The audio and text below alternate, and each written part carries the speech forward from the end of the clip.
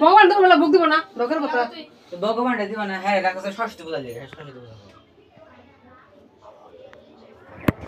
ওই সেই ষষ্ঠী পূজা পরে দিক করে কথা পরে নেই চাই না তুই